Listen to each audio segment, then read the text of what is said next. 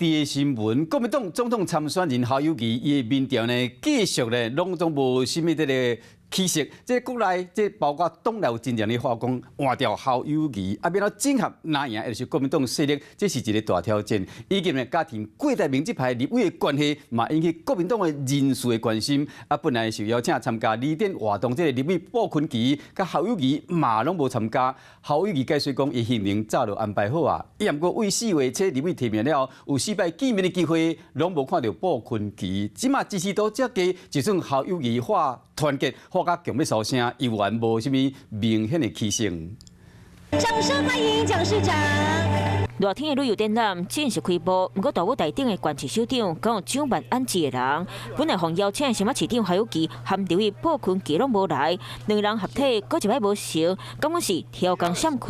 花莲县政府严新章副县长，副县长您好。派出副馆长来，鲍坤奇和侯友宜登拜见面，已经是登拜4月13立委提名的第7。当时两个人短短握手1秒钟，落尾无论是5月侯友宜拜会立院党团，还是6月国民党中常委的便当会，甚至是7月初由前立法院长王金平举办的立委客选大会，拢无看到鲍坤奇身影。啊，那这一摆旅游展览的开幕，嘛是同款无来。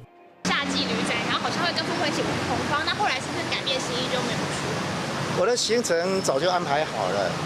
解说是早到其他行程安排，不过自从提名以来，哪样整合的步调就亲像古伫咧说，民调无起色，党内瓜拢出现想要甲侯友宜换掉声音。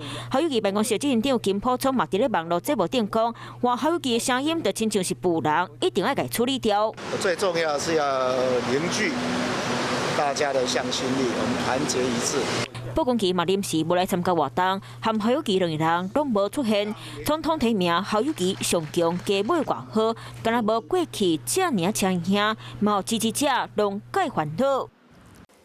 嗨，我是映彤，记得订阅华视的 YouTube 频道，并且要开启小铃铛哦，站起来。